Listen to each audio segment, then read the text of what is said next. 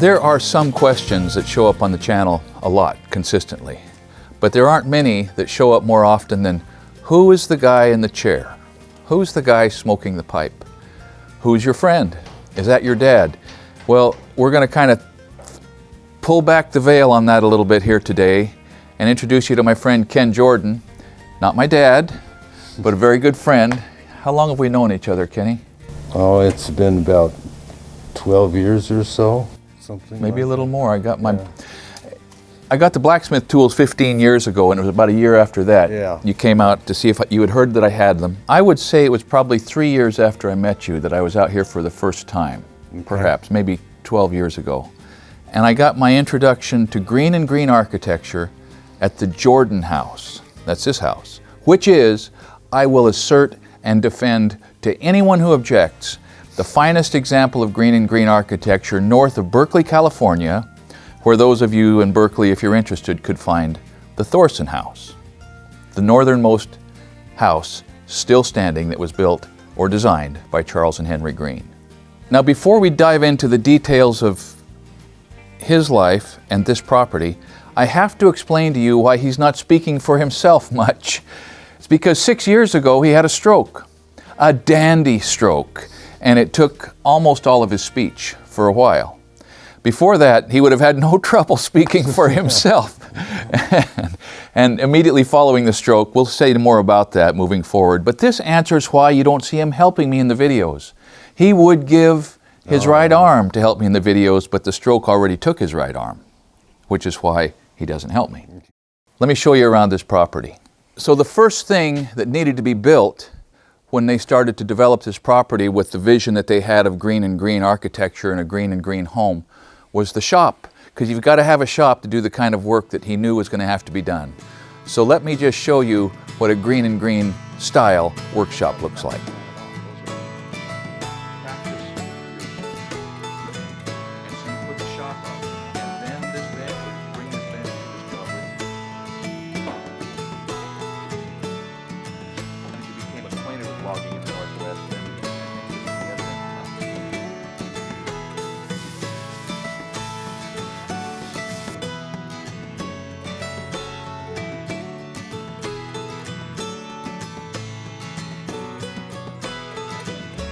So once Ken and Elena found each other and found this site, it became time to decide and to build and develop the place that they had found to live. And the first thing, of course, that you've got to build when you've determined to build a nice house and you're a carpenter is the shop. And it was about my third visit to this site, perhaps into this shop, that the surroundings here and the details of the construction and the quality and the craft and the tools began to revolutionize my thinking about craft.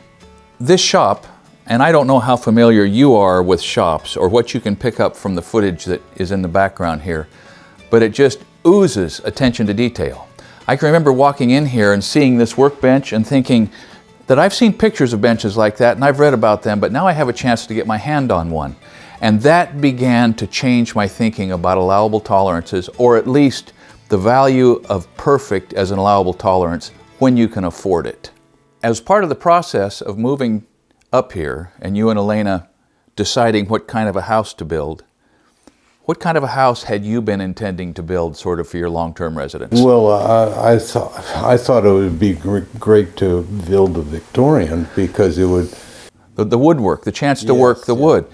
Ken is as profound an appreciator of wood as anybody I've ever met. In fact, this property, Dave Van Slyke says, is a shrine to wood.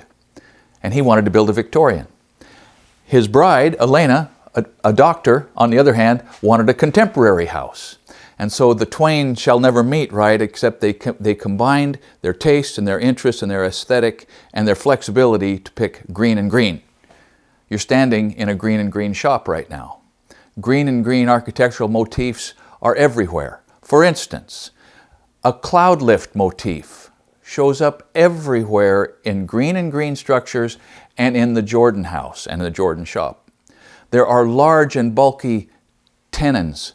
There are dovetails that project and are pillowed. There's a bulk to the woodwork and a presentation of the wood that is not artificial, but rather, for instance, a scarf joint. Let me show you this scarf joint. Stay right there, Kenny. I'm going to show you a scarf joint in the shop that you can't see very well because of the wood that's stored here, but in the house you'll be able to see them clearly. Can you get a look at that, Nate? Can you see that, how those beams overlap, are mitered together in the ends and held together with a locking tenon? That's a gorgeous thing. And it is at once an ornament and a structural detail. Those kinds of things are everywhere.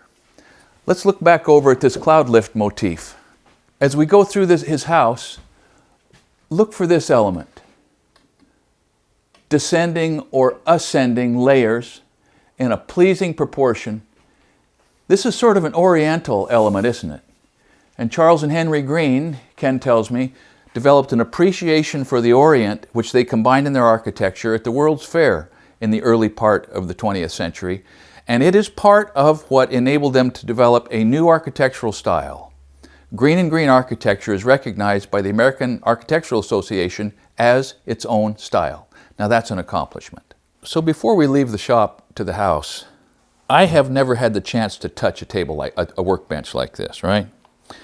There's no hardware on these drawers. Okay, there's no hardware on these drawers. And some of them have hundreds of pounds of tools in them. And they operate perfectly smoothly. The dovetails on the end, the perfection of the grain on the white oak.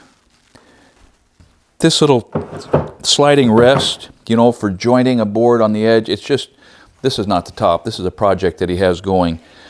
But this is why I never intend to build a workbench out of wood. Because I can't build something like this. And I would rather have in my mind what a perfect workbench looks like than build something that is just a weak sauce, little sister, second cousin to something like this. But it's a pleasure to even be close to something that came from somebody I know that's built like this. So I don't want to be over the top here, but I'm going to take you into the house and show you where I really began to understand that there was a whole nother level of carpentry and craft that would be accessible if you were willing to invest the time to understand it and to get the skills in your hands to do it, and then find somebody who can afford to pay you the money it would take for the time that has to be invested to do it. But one of the first things that made me begin to re-examine some of my assumptions was when he pointed out to me that he made this door assembly. He made all the doors in this house. I'm not going to point out any more of them because you'll see them as they go by. But this door is Jatoba and walnut. Listen to this. Can you hear that? I don't think I had ever heard anything quite like that. But come on in.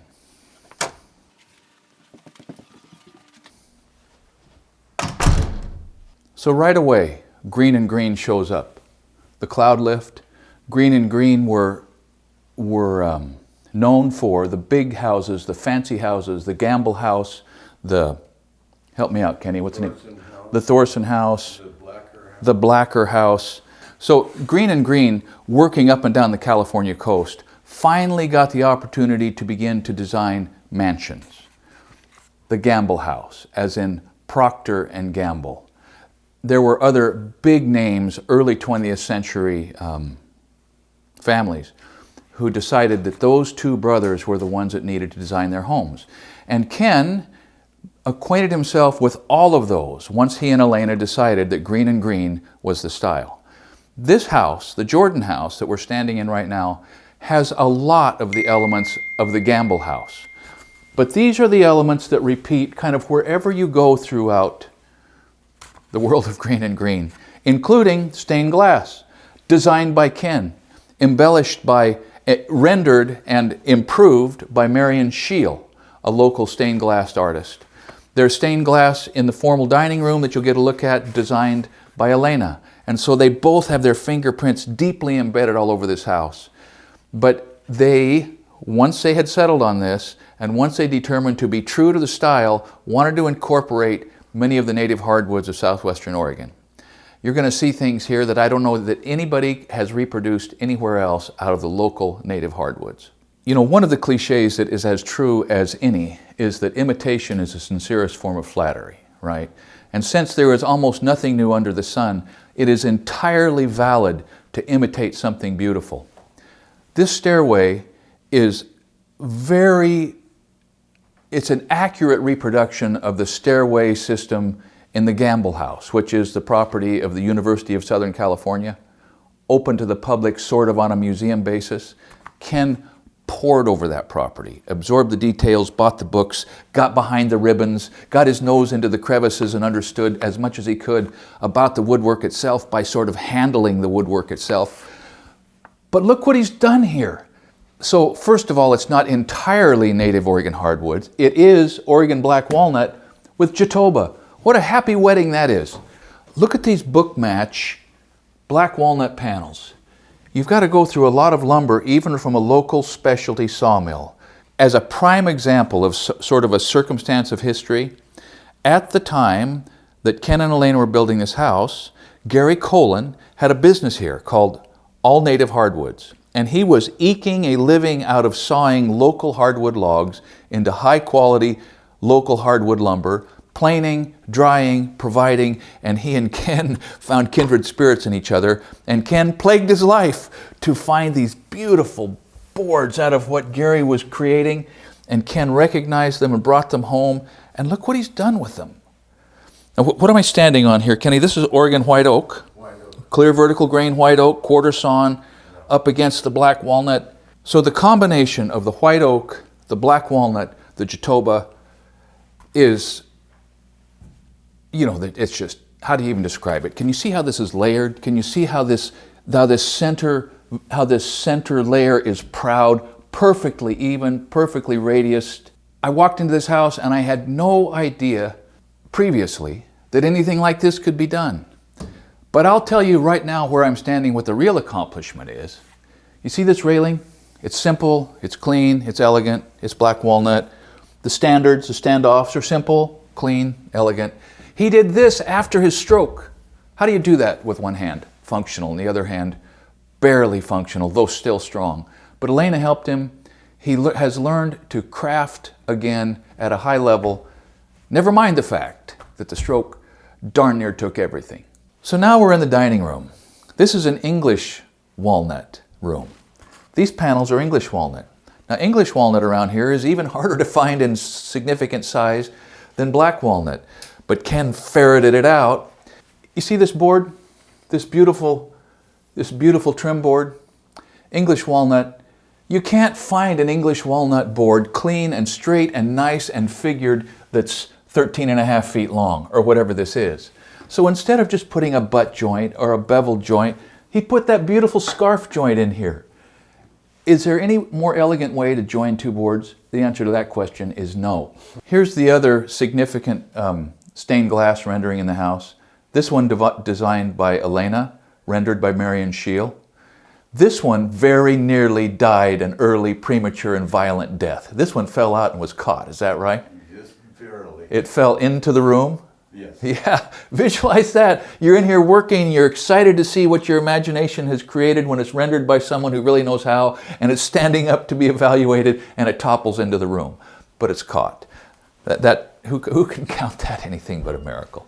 So anyhow, we have English walnut with ebony dowels, some of which are missing, but Ken's still on that. He's learned to do that even with his the limitations, which are rapidly becoming no limitations at all. There are coffered ceilings that are trimmed with, there's myrtle wood. Isn't that myrtle wood up there, Kenny? No, That's more walnut getting over into the sap, but highly figured. Yes. Who imagined English walnut could be that figured and still straight enough to use? All right, let's go look at another piece or two. But you begin to see why this changed my thinking. So this is sort of their white oak living room. Their white oak and masonry living room, all right? This is another Oregon species that happens in other places. But can you see this pattern? This is called fleck, all right? And it happens in some species when they are really accurately quarter sawn, when the grain approaches vertical grain configuration, which is roughly 90 degrees to the long axis of the board. You get this fantastic, random, impossible to duplicate grain pattern. And there's a lot of it in this room because we have white oak in here. But have a look at this masonry.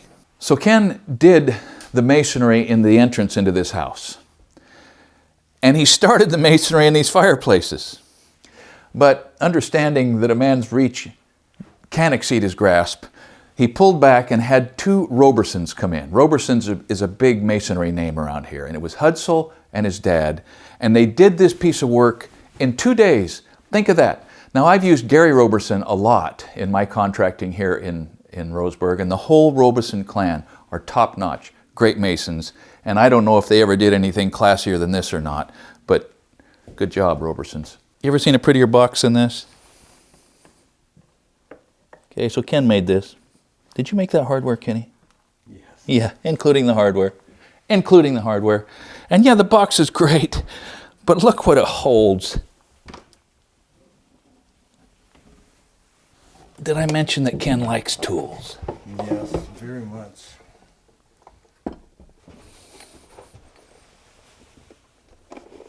Ken has a trap line in Roseburg. 4 or 5 antique stores and secondhand stores, and he checks them regularly with great success. And when I got to look at the inside of this chest, I never thought about old carpentry tools in the same way since. They're pretty nice to get. They're pretty nice to get. So this, pretty cool tool, right? Try to make it after you've built a house like this and you've had a stroke. Try to make it when you're right-handed, but all you can use is your left hand and a little bit of your right hand, including the strapping, including drilling and countersinking the holes, including all of it. A caulking mallet from the boat building industry for hundreds of years. First one you've ever seen, isn't it? So just a couple of more details, because there's no end, and perhaps we'll do this again someday and show you some more of the details in this beautiful house. But this is already a long video, and we have a couple more items of really sort of crowning significance about the rest of his interests and sort of how he's recovered. But this is what, in any other circumstance, would be understood to be a Chinese puzzle. The way these pieces lace and penetrate and penetrate and penetrate and stop with the cloud lift motif where they need it, and the beautifully matched species, and the fact that these 2 pieces had to be dyed, not stained, but dyed, because there was too much sapwood intruding and the color was not consistent and it wasn't pleasing to the Jordans. And so look what he did. You get close to this and you get your hands on it and you think, I'm going to go home and bury all my woodworking tools and go to work at Home Depot, because I could never do something like this and I have to content myself with the things that I can do. Now, having said that, one of the things that I learned is that a good understanding of allowable tolerances is important if you're going to be able to actually work, because the number of people that could afford this is small. The fact that Ken did all the work, it was still hard to afford just because of the time and the labor and the material and without that capacity to do these things, it couldn't be done. So I learned, one of the things that I learned is that in a lot of cases, my understanding of productivity and tolerances was exactly right. But I will always be grateful that I learned that there was a whole next level that I can approach and think about. One of the characteristics of Greene and Greene properties that are still extant, that have been preserved, is that they all are surrounded by beautiful gardens. A lot of rock work, a lot of species, a lot of water. So once Ken and Elena nailed down the house, once they were in it and it was significantly and substantially finished, they turned their attention to the grounds. Now, they didn't know much about gardens or botany or cultivars or maples or conifers, but boy, they do now. I don't know how long it took them. Probably about 20 years they've been at it. The gardens are now beginning to approach something like maturity. There are hundreds of cultivars here. I learned that word from Ken. It speaks to different strains of different plants.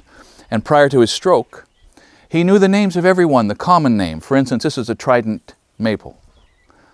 Acer, help me out, Ken. Acer burgerianum. And he knew the names formal and common for every one of them. This Acer burgerianum is about 3 feet tall. On the same day that he planted this tree, he planted that Acer burgerianum. But they decided that they would turn this into a bonsai, Acer burgerianum. Look at it. Think of it.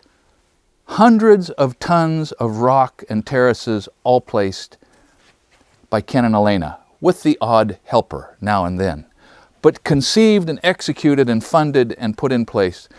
The evidence of the accomplishment in their conifer gardens is this. They visited a lot of conifer gardens in the eastern part of the United States and in Europe. And once those people became aware of Stonehenge, as they have named their property, now the people from those parts of the world touring the West Coast stop in here to get a look at the Jordan's gardens. They're on the map, and for good reason. We're in their garage now. Once the house was done, and they lived here for a little while, and the gardens were significantly started, Ken's interest shifted to machine tools, machine work. He was sick of wood. And after a 5-minute negotiation, Elena says they decided that she could park out in the driveway and he could fill their garage with machine tools. Here's his $25 drill press, which he restored to perfection. Here's a beautiful little shaper, which was one of the most recent additions. Here's a three-axis, I think, milling machine. He has lathes, he has grinders, he has metal saws. He turned his attention to machine work, and pretty soon machine components started to show up in the house and in the shop and in the crafts and the things that he made for other people. After machining, that box is checked, he became interested in blacksmithing.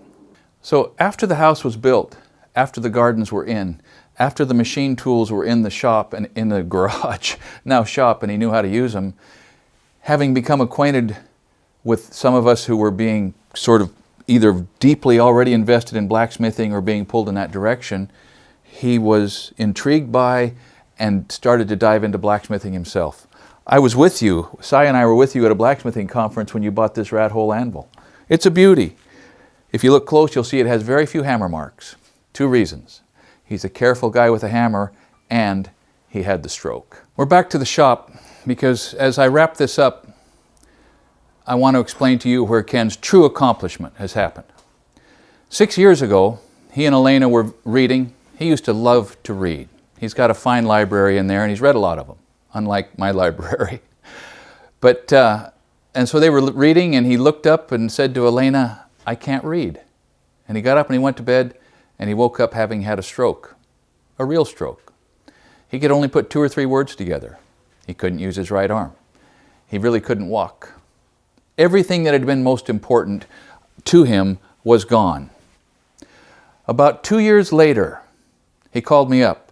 He's starting to get speech back. And in his halting voice, he let me know that there was a wood lathe coming up that had come up at an auction and he'd bought it. And could I bring my truck and my crane and load it up and bring it home? And we did. Nice Powermatic lathe. Didn't work at the time. He got an electrician friend to fix it. We unloaded it with the truck. We pulled it up here. It was a little tricky. We got it in the shop, and I thought, well, that's the end of that. And then he starts producing billy clubs, like lots of them. And they're perfect. And he starts producing wooden marlin spikes, and he starts producing handles for the antique tools that he's restoring. And he just won't take no for an answer. Now that was at this point probably 4 years ago. But in the intervening 4 years, it's coming back. Look at this clamp that he's making for our leather worker friend Steve Harris, Red Hawk maker. You've seen his stuff. He makes our aprons. When Ken makes something, he makes it, including that brass knob, including working this, including finishing the woodwork that he didn't get done in the house 15 years ago when he should have, but didn't. And it gave me a chance to participate a little bit. So I'll just tell you this. I'll tell you that if that stroke would have happened to me, I would have spent the rest of my life feeling sorry for myself instead of coming back into craft and into productivity and never saying anything about woe is me or self-pity. And that refusal to quit, that refusal to feel sorry for himself, that refusal to lay down in the road is the true accomplishment of Ken Jordan. Thank you for watching, and keep up the good work.